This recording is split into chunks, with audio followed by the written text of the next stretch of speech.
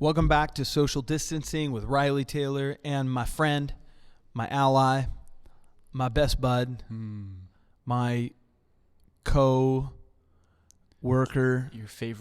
my favorite Filipino American hybrid. Sorry, Craig.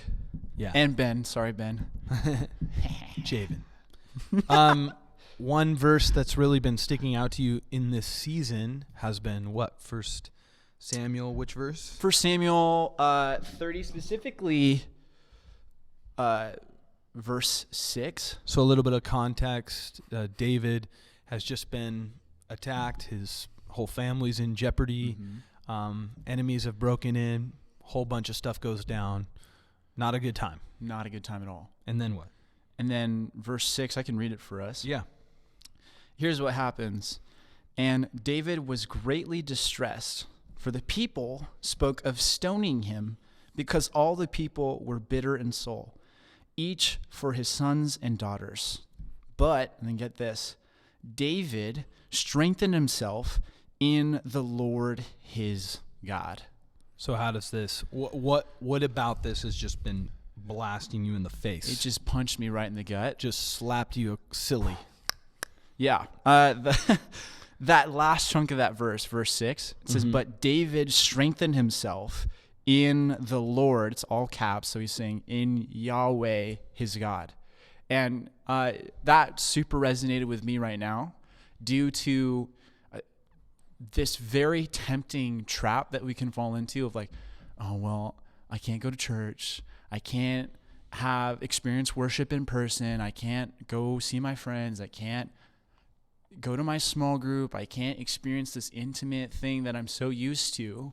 I'm basically helpless. Right. My spiritual life, it's just screwed for the time being. And we can kind of get into this like blame game and remove all responsibility from ourselves. Okay. Of strengthening ourselves in the Lord, just like what David did in this, really terrible situation. Yeah, and everybody around him, it says, was bitter in soul. Yeah. So it's not like he had a lot of comforting, supportive friends around him. No. It was him strengthening himself. He kind of took ownership for his own strength. So how does a person do that? Well, first, what does that even mean? Strengthen yourself in the Lord? Yeah. I mean, you could do a whole sermon series on it. There's a lot of stuff in there. I think and we're talking about this a lot, but the main thing is not neglecting your relationship in the Lord due to your circumstances. Okay. David definitely did not do that. I think a really clear example that I hear preachers articulate all the time, especially when they're preaching through the Psalms, is David preached to himself. Right. All the time. He gets very vulnerable. He's like, God, this flipping sucks. I pray that you would destroy my enemies. How could I be betrayed in this way? And then at the end of all of these Psalms, he's going, but God, you're forgiving. But God, you're compassionate. But God, your love endures forever. He's, getting super intimate and vulnerable and honest. He's not praying these prayers that I should pray them. He's just talking his thoughts to him. And then at the end, going, man, and preaching to himself. That to me is just mind-blowing. Explain this idea, because I think that's a pretty fresh idea of preaching to yourself. Right. Yeah, I feel like there's a paradox in there just in the phrase, because preaching seems like something you kind of do to someone else, but you're saying David's preaching to himself. So he's outside himself, speaking to himself, seeing himself third person, Fortnite style. He's right there and he's talking to himself. Right. Third person. It's like Taxi Driver. Yeah. So what is the concept of preaching to yourself? To me, it's simply reminding yourself of biblical truths, the character of God, the gospel, and doing it in a way that it's dude, you need to submit to this. You need to remember this. You need to act this out.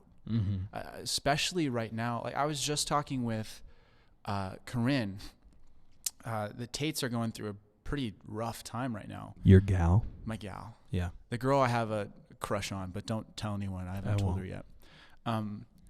She, her family is going through a really hard time where in the midst of all this chaos, her grandma got mugged and ran over by a truck and died. It's like, wow, it's so hard.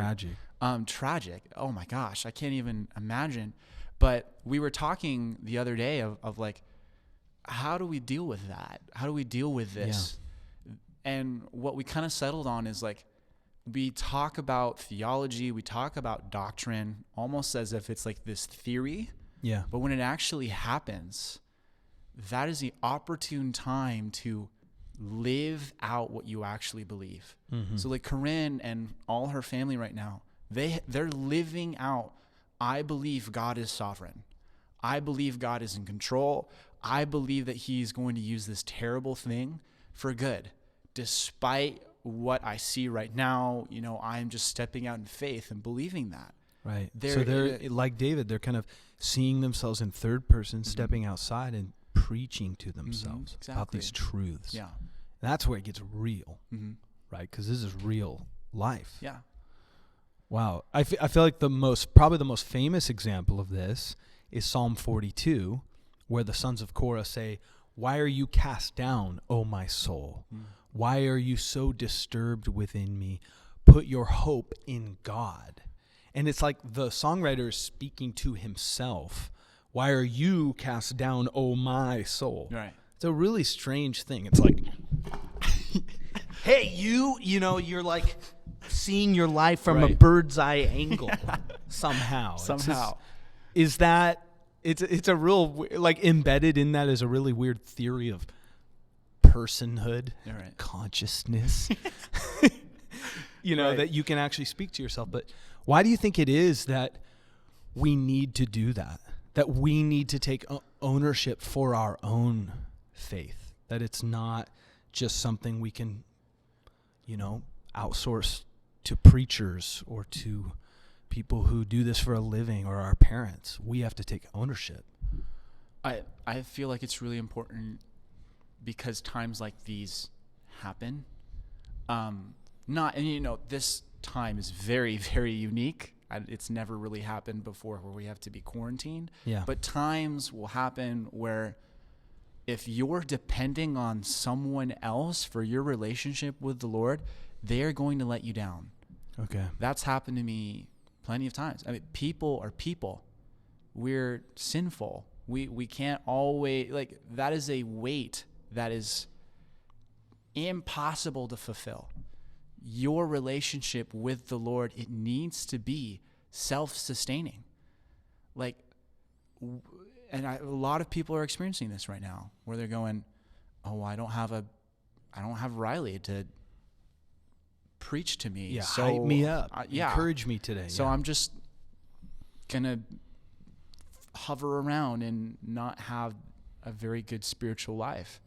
And that's just, to me, I'm not saying that, like, pastors are very important, church, it's that exists for a reason, but it is very tempting to put an impossible weight on the people in church and an impossible standard when you yourself have a responsibility of encouraging yourself, preaching to yourself, and diving into his word for yourself, strengthening yourself. So what kind of practices can a person do now that maybe they can invest so that later they can draw from that reservoir of truth? Or what can we do? Is this where memorization comes in, or like, I think so, learning and just so that when that day comes, and for many that is now, but so that when that day comes, we can strengthen ourselves. Yeah. I think one of the most important things that I'm discovering for myself right now is reading the scripture in the purpose of, like, dude, what does this even mean? Rather than, like, reading it to get the, like, ooey gooey feely stuff. But I've never had that. I mean, I totally experienced that, and that's not a bad thing. But pursuing the Bible, not for like this emotional experience, but for actually pursuing it for, hey, what does this mean? What is this, like, how should I interact with these words in my life and the people around me? That investment of like, okay, what is going on here? Let me study that for myself and experience a dialogue, with my pastor or with my brothers in the faith on like, what does this scripture actually mean? What are they talking about? I feel like that's a good investment. Your prayer life, oh my goodness, that's something I'm totally experiencing right now. Prayer is so, so, so important for strengthening yourself, especially right now.